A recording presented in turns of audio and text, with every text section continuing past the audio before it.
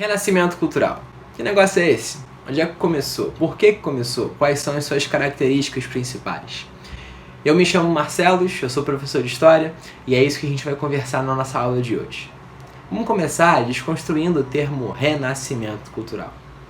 Ora, se algo está renascendo, é porque esse algo ou esse alguém estava morto, não é mesmo? O que estava morto? A cultura. Que cultura?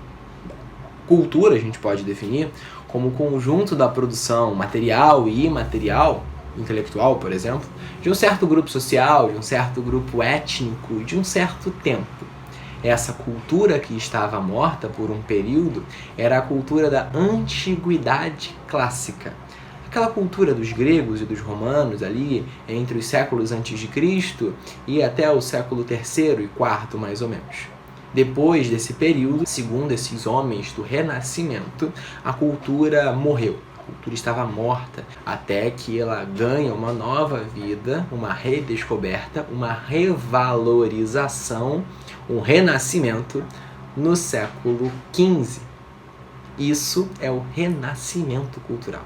Um historiador chamado Christeller vai definir que o renascimento cultural é considerar a antiguidade clássica como o modelo e a medida de todas as atividades culturais. Bem, o renascimento cultural vai começar na Itália, ou no lugar que nós conhecemos hoje como Península Itálica, no século XV, o que a gente também chama de Quattrocento.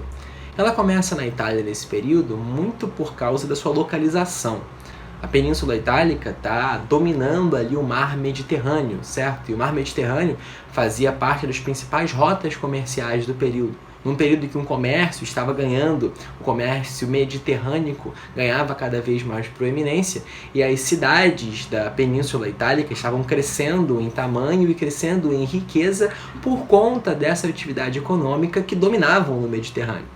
Principalmente a burguesia, essa classe social que ganha cada vez mais ascensão nesse fim de Idade Média, nesse século XIII, XIV, XV, estava enriquecendo por causa do seu comércio e agora financiava parte dessa revalorização da cultura clássica, uma revalorização da pintura, da ciência e dos escritos nesse Quattrocento italiano. A gente pode pensar como características principais do Renascimento ao menos três: o classicismo, o racionalismo e o humanismo. Vamos falar sobre cada uma delas. Para a gente começar, o classicismo vai retomar então os valores da antiguidade clássica, isto é, a antiguidade greco-romana. A gente pode visualizar isso, por exemplo, nas obras de arte do Renascimento. Pensa no Nascimento de Vênus, de Sandro Botticelli. Pensa na Escola de Atenas, de Rafael Sanzio. São obras de arte que tomam claramente valores de Roma ou da Grécia. Ou você pode pensar também numa escultura famosa de Michelangelo, o Davi. Ora, Michelangelo está esculpindo, teoricamente, o rei Davi, um personagem bíblico, um hebreu. Mas essa escultura não parece muito um hebreu. Ela parece mais uma escultura da Grécia Antiga. É isso que eu quero dizer com o classicismo ser uma retomada dos valores estéticos da antiguidade clássica. Essa retomada da pintura, essas novas técnicas de pintura do Renascimento vão adotar a antiguidade clássica como o seu padrão e vão basear seus traços e seus assuntos nesse modelo. Até mesmo o teto da Capela Sistina, de Leonardo da Vinci, se inspira nesses moldes gregos clássicos. A imagem que a gente tem do Deus cristão, o Deus Pai, barbudo e sentado no trono, é muito mais parecido com a imagem de Zeus, do panteão grego, do que com a imagem do Deus invisível das escrituras hebraicas, por exemplo.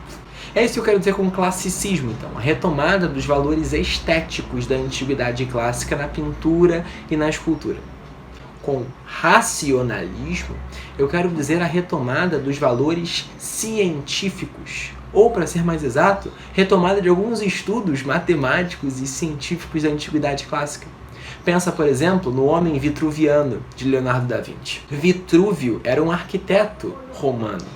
que, ao tomar conhecimento, ao estudar os seus cálculos, Da Vinci começa a estudar também a proporção do corpo humano, ao ponto de fazer esse estudo sobre a anatomia do corpo humano, o homem vitruviano. Pensa também, por exemplo, na proposição da teoria heliocentrista por Galilei, teoria heliocentrista que se contrapunha ao geocentrismo da Idade Média. Além disso, eu quero pensar com você no humanismo, outra dessa característica do renascimento cultural. O humanismo é uma retomada dos estudos antigos, esses estudos da antiguidade clássica, mas ser mais preciso, da poesia, da gramática, da oratória, da retórica. Esse conjunto de estudos foi chamado de Studia Humanitatis, os estudos humanos. E aqueles que estudavam os estudos humanos foram apelidados de os humanistas. A isso, a gente pode pensar num novo jeito, por exemplo, de ler as obras clássicas, um novo jeito de interpretar as línguas clássicas, um novo jeito até mesmo de escrever e de valorizar a retórica, o convencimento pela palavra. Duas pessoas fundamentais para a gente pensar sobre o humanismo renascentista são Petrarca. Petrarca é um intelectual italiano do século XIV, e Erasmo de Roterdã é um intelectual neerlandês dos Países Baixos do século XVI. Ambos tratavam sobre como escrever, sobre como falar, sobre como se portar.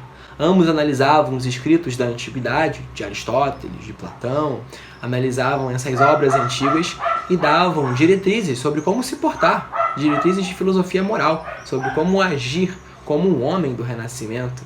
Davam diretrizes de como escrever melhor e usar melhor a sua língua. Erasmo, por exemplo, em 1512, escreveu um tratado de retórica chamado De Copia, e nesse tratado ele dava um exercício aos seus estudantes em que eles tinham que escrever de 150 maneiras diferentes, 150 não, 1050 maneiras diferentes, a frase "gostei muito da sua carta". Daí você vê como os estudos humanos, ou seja, esse humanismo, valorizava a dimensão da escrita, valorizava a dimensão do conhecimento e do convencimento pela retórica. Valores da antiguidade clássica, pensa na retórica aristotélica, pensa, por exemplo, na ideia de convencimento da palavra na democracia ateniense. Valores da antiguidade que são retomados, revalorizados, ganham nova vida nesse período do Quattrocento italiano. No século seguinte, no século XVI, ele começa a se difundir pela Europa, principalmente pelas universidades. As universidades vão assimilar esses novos métodos de estudo do humanismo, esse novo jeito de interpretar os escritos antigos, esse novo jeito de escrever, de falar. E essas universidades vão começar a difundir esse conhecimento humanista para outras disciplinas.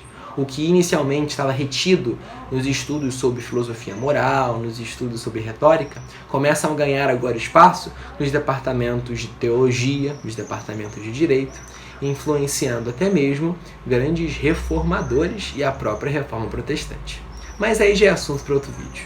Por enquanto, ficamos com o renascimento cultural, essa revalorização da cultura da antiguidade clássica, Grécia e Roma, até ali o século IV depois de Cristo. E a gente viu isso através de pinturas, de obras de literatura e de personagens importantes que evidenciam pra gente o classicismo, o racionalismo e o humanismo como valores fundamentais desse renascimento cultural.